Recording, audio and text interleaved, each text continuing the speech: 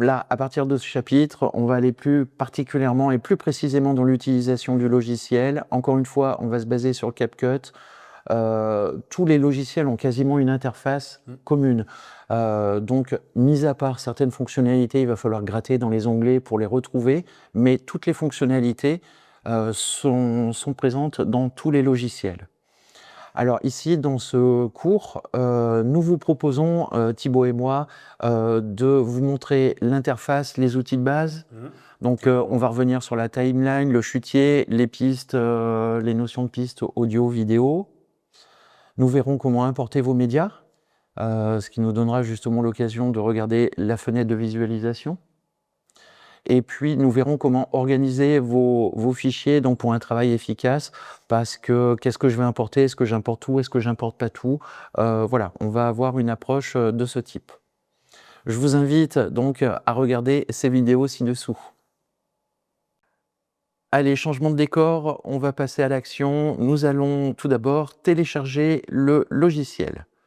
Après avoir fait une recherche sur Google, j'ai donc accédé au site de l'éditeur CapCut et je vais télécharger le logiciel que je vais mettre sur mon bureau. Le téléchargement est fini, je vais pouvoir installer le logiciel. L'installation du logiciel peut durer quelques minutes. Nous reprenons ensemble lorsque le logiciel est installé. Ça y est, CapCut est installé. Il va donc, dans un premier temps, afficher le test de votre système, de votre PC, pour voir si le logiciel est compatible avec la puissance de votre ordinateur. Voilà, j'ai confirmation que le logiciel est compatible avec mon PC et que CapCut peut fonctionner de manière correcte. Je confirme. Une fois que ce check a été réalisé, vous allez accéder donc à une interface. Cette interface est l'interface de pilotage en fait de vos projets, dans laquelle vous allez pouvoir, alors après avoir cliqué sur la vérification des éléments de confidentialité, vous accédez donc à cette page. Vous voyez que vous pouvez vous authentifier en fait sur ce logiciel. Vous pouvez créer un compte sur le signe CapCut. Tous vos projets peuvent être dans ce cas-là hébergés dans le cloud, mais vous pouvez travailler en direct aussi sur votre PC. Nous allons donc dans un premier temps regarder l'interface ici de la page d'accueil. Donc on peut créer un projet, vous avez la possibilité ici de recorder, donc d'enregistrer votre écran. Donc au niveau de l'interface, vous voyez que vous avez plusieurs options qui sont à votre disponibilité. Nous allons tout d'abord créer notre projet. Voilà, ici, lorsque vous accédez la première fois au logiciel, vous allez avoir un petit tutoriel en fait animé qui va vous expliquer comment faire. Donc ici, nous sommes sur la zone des médias. Vous allez pouvoir, comme vous le voyez, importer des médias. Ces médias et notamment une vidéo, lorsque vous l'avez importé dans le logiciel, vous allez pouvoir le glisser et déposer en fait sur la timeline, c'est-à-dire dans la zone d'édition.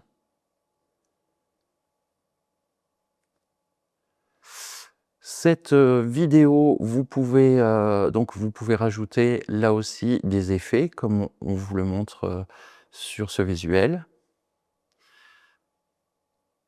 Et une fois que votre montage sur la timeline et donc tous les éléments que vous voulez y rajouter sont présents, vous pouvez à tout moment visualiser dans la fenêtre de visualisation votre projet. Enfin, vous allez pouvoir cliquer sur Export pour exporter votre vidéo et nous allons voir tout ceci ensemble. Comme vous pouvez le voir, l'interface est en anglais. Nous allons aller dans les paramétrages général et je vais sélectionner une interface en français. Il va me demander de redémarrer CapCut afin d'appliquer mes modifications. Ça y est, mon projet est en français, enfin, mon logiciel est en français. Je vais donc créer un projet. Vous voyez que l'interface vient de s'appliquer en français. Je vais maintenant procéder à l'importation des fichiers que j'ai préparés. Alors, comme vous pouvez le voir, ici, j'ai créé un dossier dédié. À l'intérieur, j'ai rajouté un certain nombre d'images, un fichier audio, d'autres images. J'ai donc téléchargé 2 vidéos sur une plateforme libre d'accès et d'utilisation. Je vais maintenant sélectionner tous mes fichiers, venir sur l'interface CapCut et venir glisser et déposer tous les éléments que j'ai sélectionnés. Vous voyez que je viens de les importer sur le logiciel. Comme on a pu le voir précédemment, nous allons dans un premier temps créer un projet vidéo à montage simple. Ici, je viens d'importer la première vidéo qui vient se mettre sur la timeline. Je vais ajouter une deuxième vidéo puisque j'aimerais que ces 2 vidéos soient positionnées l'une après l'autre. Vous voyez que je peux déposer mon projet de vidéo numéro 2 et qui vient se coller automatiquement à la première vidéo. Je souhaite maintenant installer une bande son. Alors ce qu'on peut voir sur les 2 vidéos, c'est qu'il n'y a aucun audio qui sont intégrés à ces vidéos. Donc là, je vais mettre une musique de fond qui a, elle aussi, été téléchargée sur une plateforme. Ici, nous pouvons voir que la durée de la piste audio est plus longue que la durée de toutes les vidéos réunies. Effectivement, on voit que la piste audio dépasse et dépasse très largement. Alors, pour une meilleure ergonomie, je vous propose de dézoomer un maximum. Je vais donc pouvoir, avec un simple glisser-déplacer, intervenir sur la durée de cette piste audio et venir s'arrêter pile poil. On le voit au niveau de traits verts que les 2 pistes, audio et vidéo, sont alignées sur la fin de notre projet de montage. Je vais revenir maintenant à une vue zoomée plus intéressante. Alors, au niveau des fonctionnalités, on va commencer par sélectionner un des 2 fichiers vidéo. Vous voyez à droite du menu de la fenêtre de lecture que vous allez avoir différentes options qui vous sont proposées. Vous pouvez agir sur la vidéo en ce qui concerne la mise à l'échelle, vous pouvez pivoter, vous pouvez donc appliquer un certain nombre de paramétrages particuliers. Comme vous pouvez le voir, certains paramétrages ont un petit icône sous forme de cœur. Ça veut dire que ces fonctionnalités ne sont pas gratuites. Il va falloir ouvrir un compte premium.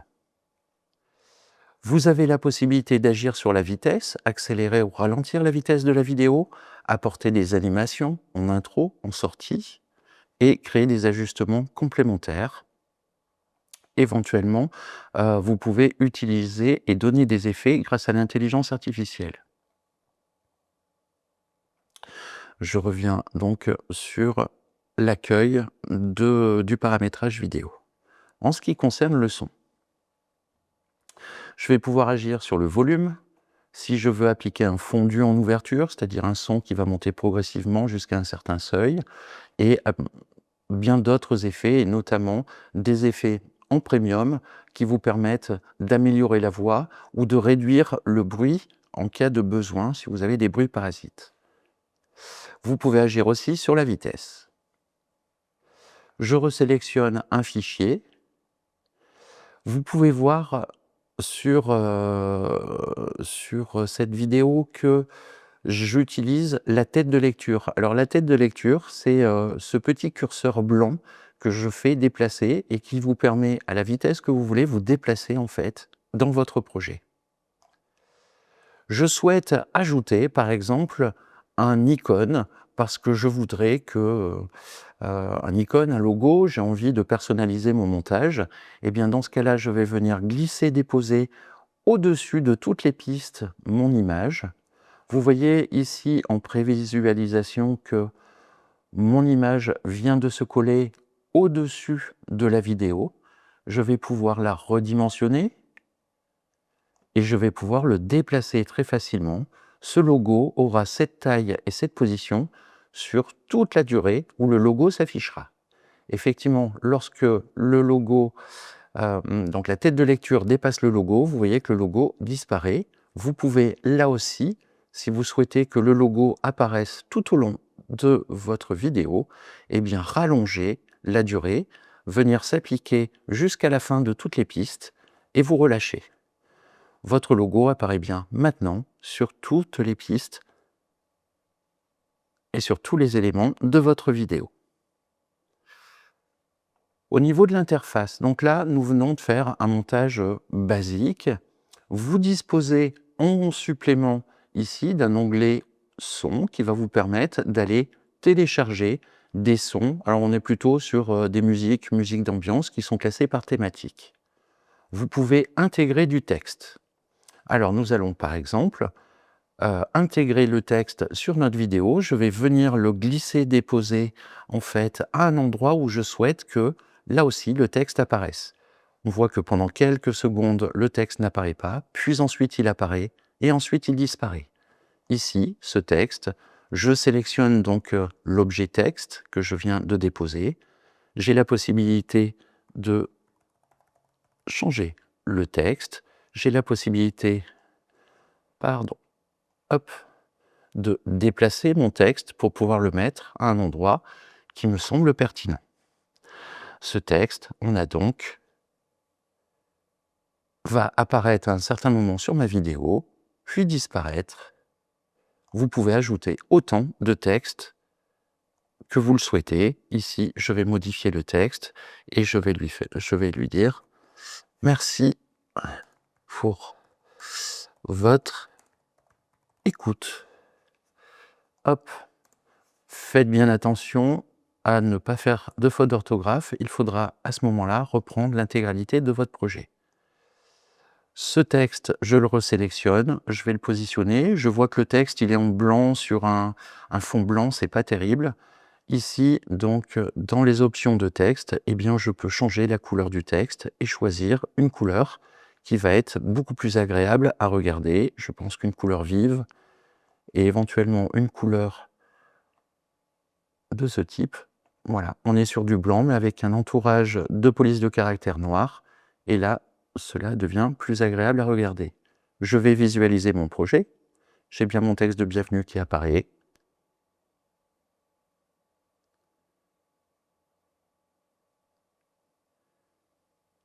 Ainsi que mon texte de fin. Super. Poursuivons maintenant. Je remets ma tête de lecture au tout début. Vous pouvez appliquer des stickers. Alors attention, n'abusez pas trop des stickers. Vous avez donc classé par thème un certain nombre de stickers. Pour juste la démonstration, je vais en sélectionner un. Les chats sont à la mode et je vais rajouter un petit chat, là aussi, au-dessus. Et vous voyez que mon chat va apparaître. Je veux qu'il apparaisse beaucoup plus rapidement. Je réduis donc la durée d'apparition de mon sticker. Vous pouvez appliquer des effets. Alors un effet va s'appliquer intégralement sur une vidéo. Vous choisissez un des effets, par exemple un fondu animé, et que je vais venir appliquer uniquement sur la première vidéo. Voilà, on a un fondu un petit peu trouble qui va s'appliquer. Bon, je ne suis pas très content du résultat. Ce fondu, je voudrais le réduire un petit peu. Je le réduis pour qu'il soit beaucoup plus discret. Là aussi, vous pouvez intervenir à n'importe quel moment. Voilà. Ensuite, vous pouvez ajouter des transitions. Alors ces transitions, elles vont permettre de faire la jointure en fait entre deux vidéos. Ici, vous avez, comme pour tous les autres, un certain nombre de transitions, donc qui sont en premium ou qui sont gratuits. Je vais en sélectionner une, je viens l'appliquer entre mes deux vidéos et je vais regarder ce que ça donne. Effectivement, j'ai un fondu ici qui est en train de s'appliquer. Je voudrais que le fondu soit un petit peu plus long pour qu'il se voit. Voilà, on a bien un fondu qui vient s'appliquer. Là aussi, quand vous sélectionnez l'objet transition, vous avez la possibilité d'appliquer des différentes paramétrages. Notre premier montage simple vient d'être réalisé. Nous allons enregistrer exporter notre projet. Je vais utiliser ici la fonction exporter. J'ai la possibilité d'exporter, donc choisir le dossier de destination. Pour moi, je l'ai mis sur le bureau, où je vais vérifier qu'il soit bien sur le bureau. Voilà, je le dépose sur le bureau. Je sélectionne le fichier. Le nom, je peux le modifier, du coup, et je vais l'appeler test 1. Au niveau de la résolution, je vais rester en 1080. Au niveau du débit, je laisse en recommandé codec, format MP4, qui sont des extensions de fichiers vidéo qui sont universelles.